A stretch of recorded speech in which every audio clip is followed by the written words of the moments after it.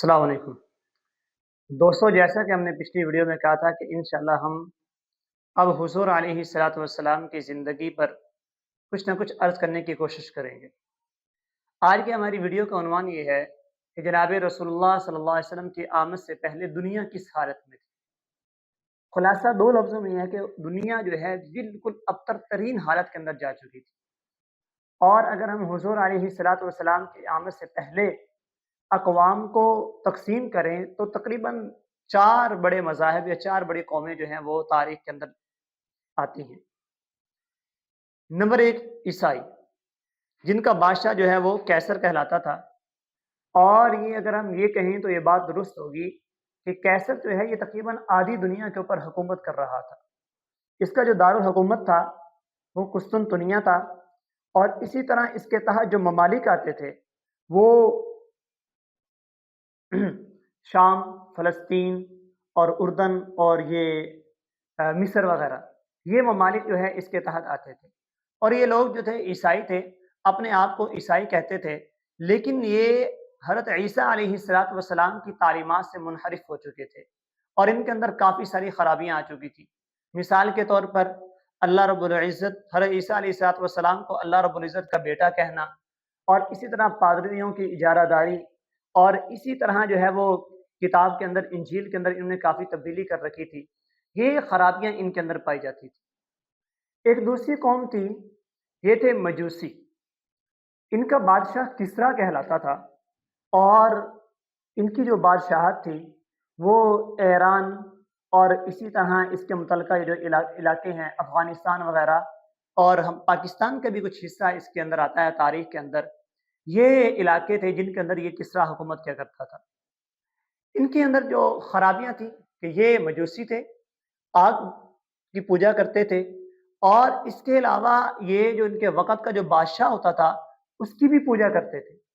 اور اس کے اندر اور جو کافی ساری خرابیاں تھیں وہ یہ تھیں کہ ان کے اندر طبقاتی نظام تھا، اور اسی طرح جو ہے یہ حتیٰ کہ عورت کو بھی جو ہے یہ تقسیم کرنا جو ہے وہ جائز سمجھتے تھے۔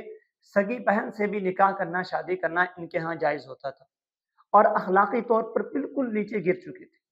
تو یہ دو قومیں ہو گئیں۔ اور تیسری قوم کیا تھی؟ ہندو۔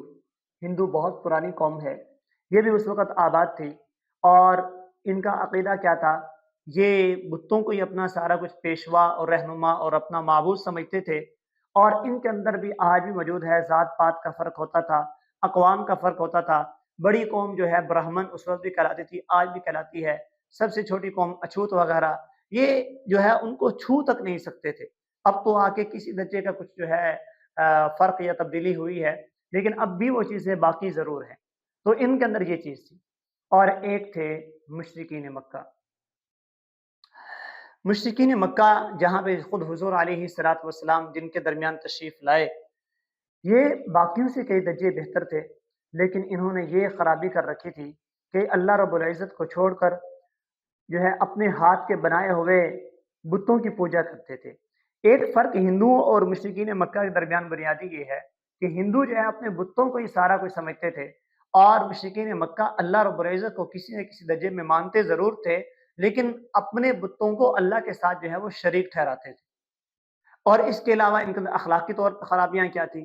لڑائی جھگڑا ان کے اندر بہت زیادہ تھا، چھوٹی چھوٹی بات پہ یہ جھگڑ جایا کرتے تھے، بیٹی کو معیوب سمجھتے تھے، زندہ بیٹی کو درگور کر دیا کرتے تھے۔ تو یہ بنیادی خرابیاں تھیں ان کے اندر۔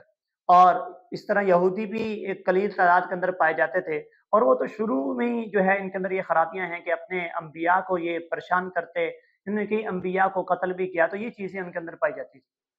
تو یہ وہ وقت تھا کہ جب پورا عالم دنیا جو ہے وہ بے راہ روی کا شکار ہو چکی تھی، تو اس وقت ضروری تھا کہ ایک ایسا ہادی جو ہے وہ دنیا کے اندر آئے جو اس پوری دنیا کو بے راہ روی سے نکال کر ہدایت کی طرف لے کے جائے۔ اور اس کے لیے اللہ رب العزت نے انتخاب کیا میرے اور آپ کے پیارے نبی جناب محمد الرسول اللہ صلی اللہ علیہ وسلم کا، اور اس کے لیے جگہ کا بھی ایسا جگہ کا انتخاب کیا کہ جو جگہ کرۂ ارض پر تقریباً درمیانی جگہ جو ہے بنتی ہے، وہاں پر حضور علیہ الصلوۃ والسلام کی ولادت باسعادت ہوئی، اور وہاں سے پھر آگے حضور علیہ الصلوۃ والسلام کی نبوت اور ہدایت کا سلسلہ چلا، جو آگے جو ہے پوری دنیا تک پھیلتا رہا۔ تو آج کی ویڈیو ہم یہاں پر ختم کرتے ہیں کہ ویڈیو کا عنوان حاصل یہ تھا کہ حضور علیہ الصلوۃ والسلام سے پہلے دنیا کس قدر جو ہے بے راہ روی کا شکار ہو چکی تھی۔ انبیاء کا نام لینے والے بھی صرف برائے نام جو ہے وہ اپنے نبی کا نام لیتے تھے، اپنے انبیاء کی تعلیمات سے ناواقف ہو چکے تھے، اور اس کے علاوہ وہ لوگ جو انبیاء کو مانتے ہی نہیں تھے وہ تو بالکل ہی جو ہے جس طرح مجوسی ہو گئے یا ہندو وغیرہ ہو گئے، اور باقی جو خود کو اہل کتاب کہلاتے تھے، انبیاء کا نام لیتے تھے، وہ بھی نبی کی تعلیمات پر صحیح طور پر عمل پیرا نہیں تھے، یعنی یہودی اور عیسائی وغیرہ۔ تو اس وقت بالکل یہ ضرورت تھی کہ ایک ایسا ہادی آئے جو پوری امت کو جو ہے اس جو ہے وہ دلدل سے نکال کر اس کو جو ہے وہ بلندیوں تک پہنچائے۔ تو اللہ رب العزت نے جناب محمد رسول اللہ صلی اللہ علیہ وسلم کو بھیجا، اور آپ نے امت کو اس دلدل سے نکال کر ہدایت دکھائی، ہدایت کا راستہ دکھایا۔ آگے تفصیلات انشاءاللہ اگلی ویڈیوز کے اندر بیان کریں گے۔ اللہ حافظ۔